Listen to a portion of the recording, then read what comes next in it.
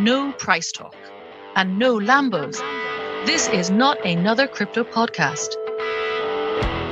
Welcome to Ignition. I'm your host, Jillian, and each week we will be looking at the problems solved by blockchain. I'll be going deep with the people building the apps and communities which are changing the world around us. Hello and welcome to Ignition, which is the Dublin EOS podcast with me, Jillian. And today I have a rather big name in the hot seat. It's Travis Wright, one of the team behind Bad Crypto Podcast. Welcome to the show, Travis. Hey, thank you so much, Jillian. I appreciate it. I'm not that big. Not maybe physically, but certainly in terms of your listeners and your viewership, you have a big digital footprint. And speaking of which, I believe you own Crocs. I only own Crocs as a joke. I happened to catch one of your podcasts and you were confessing to wearing Crocs. It was actually a joke. So one of our listeners that came on, or one of our guests that came on frequently, he always liked Crocs. And then so we were at the Las Vegas. It was the World CryptoCon back in October, and I dressed up like him on stage. And so Joel introduced him, and then I went on stage as him instead. And then so I had like a bald thing on my head, and I was wearing Crocs. And that's the reason I have Crocs. Although they did come in handy the other day because my basement flooded. So I was able to wear the Crocs to help me navigate my basement. Oh, that's handy. There is a use because every so often I'm tempted to buy them. My kids go, "No, Mom, you can't. It's the end. It's the end of everything if you buy Crocs." They're really comfortable though. I was making fun of them until I put them on. I was like, "Oh, these are comfortable." Wow. Literally walk in another man's shoes and see what they feel like. That's mad, isn't it? So you are you and Joel run Bad Crypto Podcast. So first of all, tell me a little bit about your background. How did you get into crypto and blockchain? And, I know your tagline is you want to demystify it for everybody. Yeah. So I read an article way back in the day, I think it was like 2010, on a website. And I was like, wow, Bitcoin, this magical internet money stuff. This is interesting. Let me check it out. And so I installed it and, and I was able to mine, a block. I got 50 Bitcoin. But oh my God, my computer was, the fan was going off and it was just not. I was like, this is going to kill my weak computer quicker than I want. And then I also went to a Bitcoin faucet where they gave you 5 Bitcoin for free. You could come every day and they could give you 5 Bitcoin every day. Wow. And I was very smart. I went one time. And it was really good. And so I had 55 Bitcoin. My computer ended up crashing a couple months later. And then I got all my important files off, but I did not get my Bitcoin off. So they were not important at that time. Yeah. And so that computer is somewhere in some landfill. But so in January of 2018, I was really sorry whenever I realized that was $1.1 million that US dollars goodness that I had thrown away. That's an expensive laptop. I should have just saved it like my other laptops and stuff that I have around. Yes. But I did not. And so time went by, and I touched base with crypto in 2013, and 2015 I bought some and traded it and sold it. But I never really had a strong crypto buddy who acknowledged crypto the way that I was trying to get into it. And then in 2016, Joel Comm, who's an internet pioneer who has done so many different things in the internet space, him and I were having conversations pretty regularly about politics in the U.S. election that was going on, and everybody was complaining about, oh, Russia did this and that and all of this. And I'm like, look, we need blockchain as a solution, and we need voter ID and the votes on the blockchain. That's the solution. We can cry about the problem for 2 years if we want, but let's find the solution so we don't have this problem, right? Yeah. And so that just turned into more conversations about crypto. And next thing you know, I made an offhanded comment one day to him, like, because we were just having conversations pretty much daily about crypto. And I was like, how long until we do the Joel and TW crypto show? And he's like, oh man, call me. I got an idea. And then 48 hours later, we had, from that moment, we decided what we were going to call it. We bought the domain name, set up the branding, set up the WordPress, set up the site, recorded the intro to the podcast, recorded our first podcast, set it all up, and then launched the first episode within 48 hours. That's amazing. And where did the name come from? Bad Crypto Podcast. Well, we're not good. Right? We weren't experts in it. And we're like, one thing we noticed was that there's a lot of really smart people in the space, highly intelligent, highly dorky, talking over people's heads, so technical. if you try to come into those, listen to some of those shows, you're just going, wow, I understood a few of those words, Yes. right? And so what was missing in the space was people who could, distill the information. So Joel's been in marketing for a long time. He's a futurist. I'm a marketing technologist. So I understand emerging technologies and I can ramp up really quickly. So we were able to distill what it means and be able to share it with the masses. And so that's what we set out to do, was create a podcast that anyone could appreciate. Wow. And you have done that. I mean, tell me a little bit about the stats. How many people listen to your podcast and watch your podcasts? I think we've gotten over almost 8 million downloads of our show collectively in the last almost 2 years. Wow. And we have over 30-something thousand subscribers on iTunes. There's another 5,000-6,000 on CastBox. We don't know how many are on Spotify or Google Play or Stitcher and those other ones. So they just don't tell you. But I would assume that we have at least 50,000-60,000 regular subscribers that tune in regularly. And having put out, over 300 episodes, you kind of times it all out and figure it out. That's how we've gotten those numbers. And what's great about it is we've chatted with some of the most amazing people in the space and talked about a lot of different cryptos and a lot of different projects that's going on. We've talked about EOS quite a bit. We were both really big on EOS early on, thinking that it had an opportunity to be a pretty big thing. And now we're seeing, all the different platforms and the dApps and different things that are being built on top of EOS. It's just a really interesting platform. So, we pay attention to all the stuff, and then we talk about the things that are most interesting to us and what we think our audience will like. Two things strike me. First of all, you're 100% right. There are some of the most interesting people in this space, and also incredibly intelligent, almost super intelligent. And you're right, the average person who just stumbles along it. I mean, if you're in the space, yes, you by osmosis, you gather this information. But if you stumble across it, it can be a bit off-putting. So obviously you guys demystifying all the words in the world is amazing. So tell me, who have you interviewed that stands out, or which people, not maybe just one, that stand out as being amazing people for different reasons, perhaps? Well, I think when it comes down to it, we've interviewed almost every one of the top folks now, except Satoshi Nakamoto. We don't know who he is. That's not Craig, then, no. Yeah.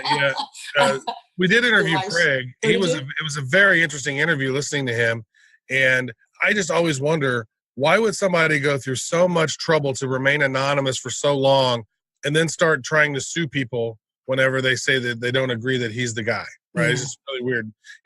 But he owns a ton of Bitcoin, so maybe he was an early miner, or he was part of the organization that helped create Bitcoin, right? Satoshi Nakamoto is probably not one person. It's probably a group of people. Mm-hmm. I've also thought it could have been the NSA who's created it, which is interesting. I don't necessarily know, but there was a white paper that was created in 1996 about digital money and cryptography, and it was written by the NSA and somebody whose last name was Nakamoto. So it was weird. And so if you look at that stuff, I always kind of look at things with, what's the truth? What are they telling us? Yeah. What do I think it is? What's the actual truth? A lot of times there's a blurred line between the truth and what's being sold to us through narrative media. But so I don't know. But we've interviewed. We've had John McAfee on a couple of times, which has been hilarious. We had CZ, the CEO of Binance, on episode 250. Yeah, he's good. Yep. We had Stan Larimer on for an episode. We've not had Dan on yet. We'd like to get Dan on, but he's not a big fan of interviews, I don't think. Yeah. We've had Charlie Lee of Litecoin on. We briefly had Vitalik on with a little short interview. We've had a lot of really interesting people on the show talking a lot about crypto, and Oz Sultan multiple times. We've had him on. He's a really interesting guy. He's a New York Muslim who is a conservative and Trump voter, wow. which is so That's interesting to have. It's such an interesting guy to have a conversation with, and he's actually he works with the government in anti-terrorism. Wow. And he's also helping out with crypto and in the space. So that's been pretty interesting. We've chatted with just so many amazing people, and the doors keep opening up, and we keep having great conversations, and we're having fun. That's the most important part, is that we're helping teach people, and we're having a lot of fun in the process. And you can see that because I've watched some of your episodes, and there's a lot of banter going on there. Obviously, a lot of camaraderie, and it is interesting. In terms of, I'm a big advocate of women in blockchain. How many, or are there any outstanding women that you've interviewed? Yeah, we've had several on there as well. We've had Alice Hlidkova. we've had, now you put me on the spot on the different names. Sorry. Yeah, no. We've had Caitlin from, Caitlin Long from who's doing stuff with Wyoming. We've had several on there, and now you've asked me my name. I'll go and have a look. No, I normally put it in because it's so important. I was at a meetup in the UK in London a little while ago, and I won't say what meetup it was, but at the very end, I got the mic to ask a question, and it was a packed meetup. We had about 10 different people on the stage and panels and speakers and everything like that, and lots of people asking questions. And I said, mine is the first female voice tonight. That's mad. And there were women in the room, but they just hadn't been, they weren't on the panel, they weren't talking. And I'm such a big advocate because it's too important to leave for men alone. Sure. No offense to men, but we need women in here too as well. For sure. We've actually spun off our show, and Rachel Wolfson, who writes for Forbes and writes for cryptocurrency for Forbes, she was a bad crypto correspondent for a while, and then we got her to spin up her own show, The Crypto Chick. So if you tune into The Crypto Chick, she interviews a lot of great luminaries in the space as well. So we actually took Bad Crypto and spun that off to the way she has her own show in her own voice to be able to interview amazing people. She's done a tremendous job as well. Excellent. I must follow up with him too as well. So now I'm just going to, I know we are on a time limit here. You have recently, you mentioned earlier your per laptop that wheezed and died and the fan blew up almost. But you've now launched your own bad coin. Tell me a bit about that. So, when we started the show, about a month into the show, we used BitShares, which Stan Larimer and Dan Larimer created, right? And we used that to create our own coin called Bad Coin. And it was a lark. We just like, hey, this will be funny. We'll be able to give out some bad coin to people who listen to the show. Hey, leave us a review. We'll give you some bad coin. Hey, do this. We'll do that. And so, over time, it was just a joke. But about a year ago, maybe 10 months ago, I was thinking, I was like, it was really cool back in the day when I could mine. I mean, even though that it was hurting my computer, it was fun. It was interesting to be able to mine, and nobody can just pick up and mine any crypto now. Like, you got to have setup. You got to have like a real setup. You got to, if you want to mine Bitcoin effectively, you need to have like a warehouse of devices to be able to mine Bitcoin effectively at this point, right? Yeah. So it's really not fair anymore for people to mine. It's the haves and the have-nots of crypto. And so I said, how cool would it be if people could mine crypto on bad computers, right? They don't have to be good computers. You can just mine on your old grandma's, Pentium, as long as you can connect to the internet. And, and so we partnered up with Marshall Long, who was one of the first large-scale mining operators, and his team of developers. And we pitched it to them, and they loved the idea. Like, how cool would it be to be able to do that? And so we did. And what we've done now is we've created the new Bad Coin, which is a 5-algorithm multi-chain. And so depending on which device you have, you connect to that algorithm, and then you're able to start mining. And each one of those 5 algorithms are competing against each other for each block. And each block is 1 minute. And every block has a reward of about 2,100 or so bad coin in it. There's a total of 21 billion bad coin in existence. We did a pre-mine for the tokens that we had given away to previous audience, and fans that have been in the show. So if you have the old bad coin, we have a swap in process. You can actually swap out for the new. Yeah. And so we're already on an exchange. I saw like a couple nights ago, we had over 325 concurrent miners going on concurrently at the same time. So that was pretty cool. And, people are writing about it. One dude created a bad faucet. So you can go to badfaucet.com and just put in your bad address, and they'll give you 1 to 5 bad coin just out of the blue. Oh, and, wow. Yeah. I'm going to do that. Because I set up my wallet. I'm not quite sure if it's my computer is very old. So I'm not quite sure if it's mining yet, and I need to go back and look at it. But I have a wallet. I did do it after we last spoke, so I might just go and look at that bad faucet. Very good. That's so exciting. So that's what the most used adjective on this so far has been: fun. Like, this is so fun. Like, I love to watch people will maybe even bookmark the Explorer with their address to see as new bad coin comes trickling into their account while they're at work. They have it, they're bookmarked on their mobile, and people are saying, wow, like, I have so many tweets so far, people going, wow, this is so fun. I love this. This is so great. Because people have wanted to understand mining, but they've never ever been able to do it because, they don't want to go out and buy a big computer or go out and buy all these GPUs at, several $100 a pop and try to piece them all together. And nobody knows how to do that. But if you have a laptop, like, I'm mining it on my MacBook. Wow. I've mined over 250,000 bad coin just on my MacBook. Well, I don't know if I've mined any as yet. I have to go back and check it, but I've definitely set it up. I'm determined to do it. Yeah. Well, if you get the wallet, that's different than the miner. The mine, the wallet is what stores your crypto when you get it sitting there. And then if you go to mine it, you can go to badco.in, which spells out Badcoin, but badco.in/mine. And that's the document that will teach you how to mine. You can also go to badcoin.net. That has all the information there.